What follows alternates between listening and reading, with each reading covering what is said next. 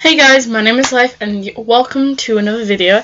Today we'll be talking about another character on the Creepypasta story that's been around for a while and I didn't realise, so we're talking about the doll maker today. So we're just going to read the whole story of it. So this is what the doll maker, oh my fucking god, I am so sorry, what is happening? I don't want to go Pinterest. Already messed up, oh well. So this is the doll maker. I don't know much about this character, nor do anyone else unless they really, really love this guy, which people seem to, I think. I'm not sure, let's just hop right into it. So obviously we're going to be on Wiki because I don't know any other sites, so we're just going to, I might even start my own Wiki right now, never mind, we're just going to go for it. So here we go, this is the story of the doll maker. Here we go. There once was a man who made beautiful dolls of all shapes and sizes. He even made life-size dolls. Many requested these expensive, exquisite dolls, and through these old dolls brought the humble man a lot of money. He lived modestly with his young son, Vin. The young boy was fascinated by his father's work. The doll parts of finished dolls filled the home. Each was unique and had their own beautiful personality. Vin would watch in fascination as his father would paint the delicate lips upon their pale faces. He wanted to be just like his father someday and create gorgeous works of art. So, we got two people in the mix. So, their son's dad is a doll maker, a really popular one, and the son obviously looks up to him. So, I'm guessing this is a bit like, oh, okay, interesting. I actually like this. One day, a businessman requested an ornate life-size humble doll maker. He went by the name Gier. However, the doll maker refused to make the doll upon discovering Gier was crooked and wanted the doll for perverted means.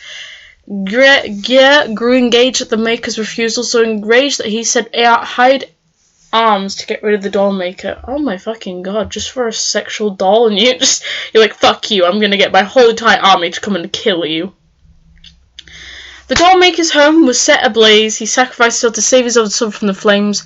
Vin watched in terror and dismay as his father burned alive before him. His tears only evaporated from the heat as he watched his home turn to rubble and ash. Holy fuck, that must have been so upsetting and just depressing.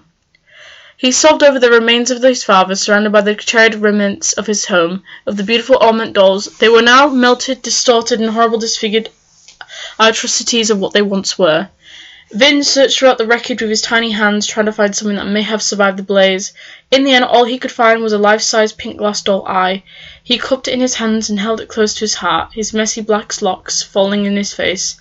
The eye was all he had left. So that's sad. No, I just feel really sad now. I don't know why. Anyways, before I start crying over this story, I don't even know if it's real.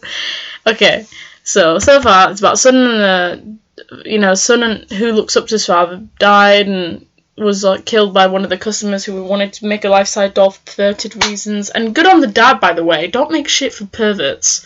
Perverts don't need that. Anyways, the child was at the mere age of 9 when he watched everything he had ever known destroyed in an instant. Unfortunately, the terrors were not over for the child. Great. Love that. Gier had his hired arms returned to the scene of the crime to make sure the doll maker was truly dead. They found the charred corpse of the once great maker. However, they came across the son, who not sure what to do with the child. They abducted him and took him to Gier. Oh, fuck's sake. I don't want to know now. Gier had no real means for the child, but decided to keep him, kept hiding to replace the doll he never received. He kept Vine for 3 years, treating him like a doll, an object, playing with him. Oh, fuck's sake. Vine was a prisoner. The boy couldn't take it anymore, began to lose himself. His mind began to tear. I mean, if you get sexually, raped for the past 3 years, you're obviously going to be fucking done with life. I should put a warning sign for that, viewers discretion advised. I just probably should have done that, but I'm going to do that anyway. One night, while the man loomed over the Vine with him printed in the bed, trying to play with him, Vine decided to do not want to play anymore. Vine quickly grabbed a pen off the nightstand or began to stab him through the man's carotid.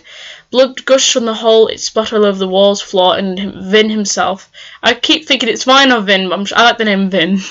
Vin had just killed a man for the first time. As the body lay there stiffening, Vine stole some money and quickly escaped. Good on him.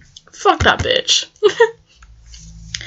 Vin lived on the streets. He wanted to start up a family business again to make dolls. He lived in an abandoned boarded apartment in the Bed Park town.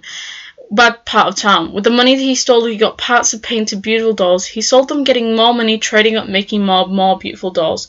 More lifelike dolls. Plastic day and pristine would no longer become enough to satisfy Vin. News report. Here we go. We love it already. Here we go.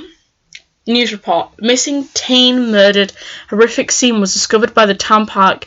Emily Ryder brutally mutilated.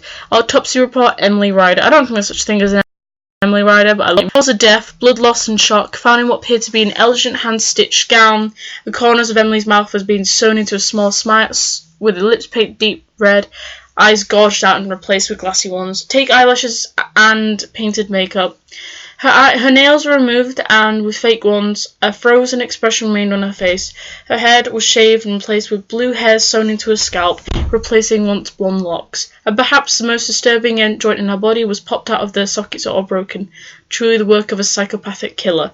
We love that. That's art. Sorry, I just thought wow, that's like art. That's like me when I lose it and I kill my art teacher.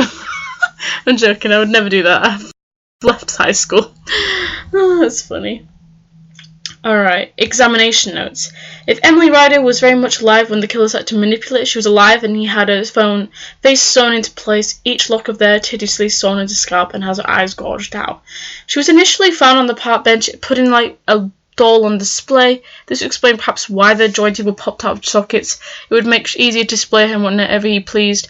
By the way the killing was executed, it appears the killer views his crimes as works of art. Yeah, I mean, why not? Jason Harris, the medical examiner. Emily was Vine's second murder, but at the first string he got thrilled to creating new dolls, carving into them, and making them beautiful. He was now 17, never caught, still living in an abandoned home, still killing. He had gone completely mad for who did not believe so. One might describe him as a schizophrenic. Vin, however, thought he was fine. He lived in a reality he created for himself in his own mind. He was not a killer, he was an artist who made beautiful dolls.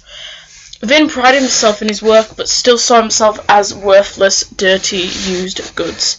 In attempting to make himself as beautiful as his dolls, he gouged out one of his eyes and placed it with only one thing he had left from his childhood, the glass eye. He then stitched half a smile to his lips, however did not finish the job. There was too much pain. He felt he toiled in making himself beautiful, leaving scars, leaving his face mutilated by his own hands. He knows he's damaged goods. He knows he's worthless. All he can do is make people happy by making beautiful dolls. His work became quite popular in the newspaper and television broadcasts for displaying his art in public places, and he loved his given name by the public too, the doll maker. Jesus Christ.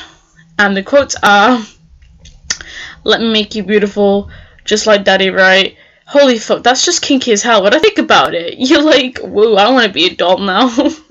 Anyways, as far as I can tell, this character is, in my opinion, unknown to me, but we know now who this person's name is. This is Vin or Vine, I don't know. We love a name that's mixture between Vine.